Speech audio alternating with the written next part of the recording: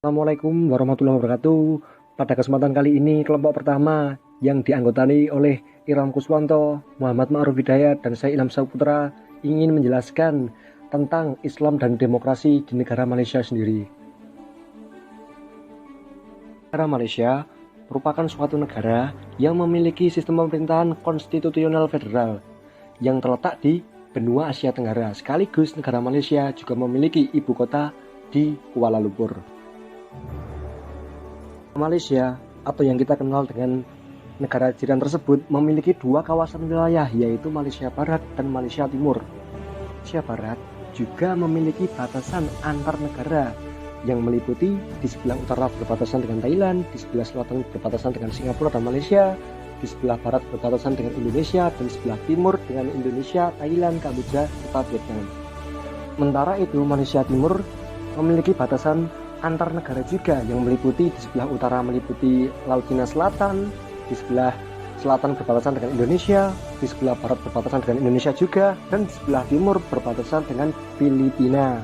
Kepala negara Malaysia adalah yang dipertuan agungkan, yang digilir setiap 5 tahun di antara 9 sultan Melayu, sedangkan kepala pemerintahan Malaysia adalah seorang Perdana Menteri, yang mana pada sekarang dipimpin oleh Muhyiddin Yassin. Negara Malaysia mayoritas penduduknya menganut agama Islam dengan paham ajaran Sunni sekitar 63,1%. Sementara itu, jumlah atau total populasi dari penduduk Malaysia sendiri diperkirakan mencapai 33.519,406 jiwa. Tidak hanya itu saja, secara garis besar, mayoritas kelompok penduduk Malaysia berasal dari 3 ras. Yang pertama adalah ras Melayu, dan yang kedua adalah ras Tionghoa, dan yang ketiga adalah ras India.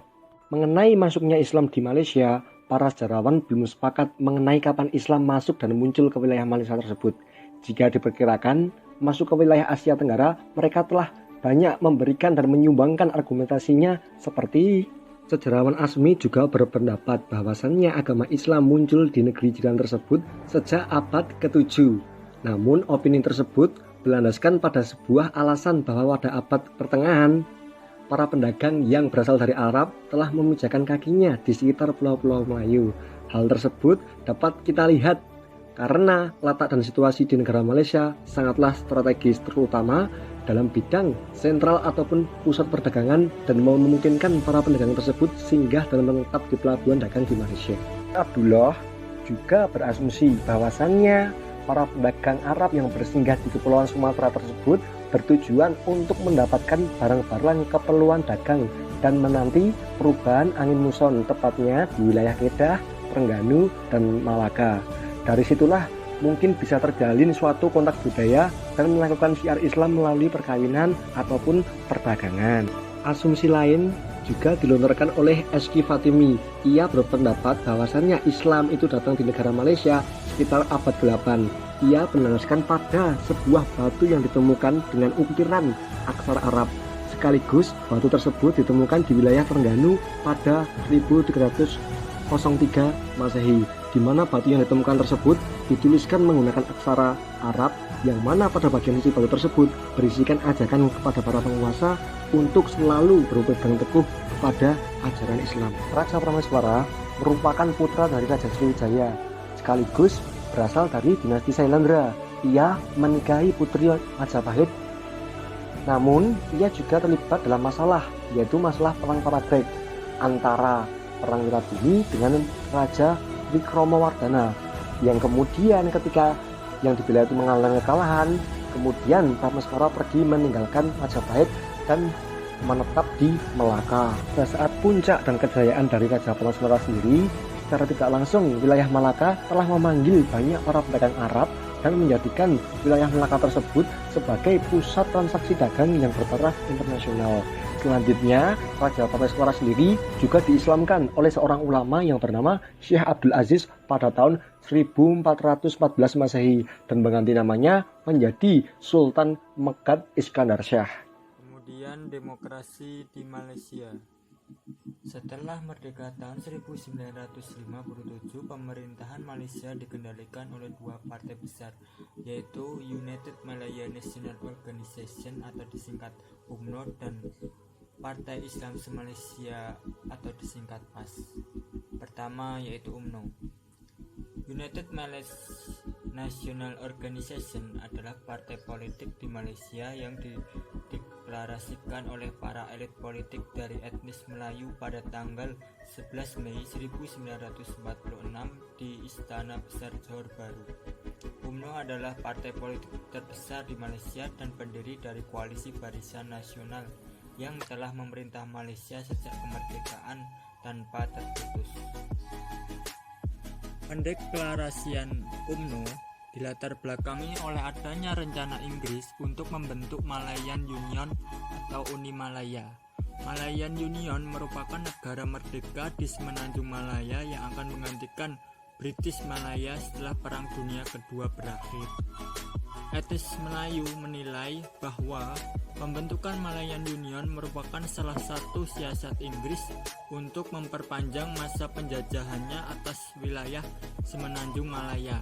Sebab apabila pembentukan Malayan Union terlaksana, maka kedaulatan kerajaan-kerajaan Melayu akan hilang, sehingga negeri-negeri Melayu mengalami perubahan status dari protektorat menjadi jajahan atau koloni Inggris. Sebagai aksi penolakan etnis Melayu terhadap rencana pembentukan Malayan Union, pada tanggal 1-4 Maret 1946 diadakan Kongres Melayu Se-Malaya I.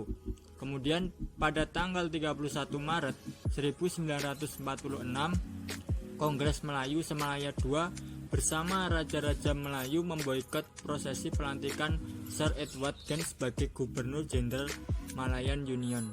Kemudian pada tanggal 11 Mei 1946, Kongres Melayu Se-Malaya III diadakan dan United Malay National Organization atau UMNO resmi dideklarasikan.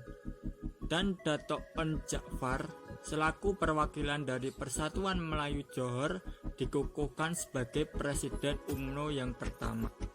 Peran UMNO tampak nyata ketika periode Mahathir Muhammad.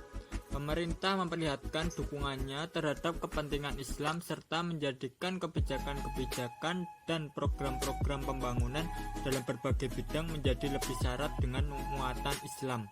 Karena itu tidaklah berlebihan untuk mengatakan bahwa Islam merupakan faktor penting dan signifikan dalam politik Malaysia.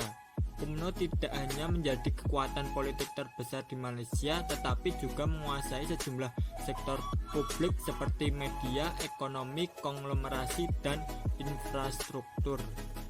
Yang kedua, Partai Islam Se-Malaysia atau disingkat PAS.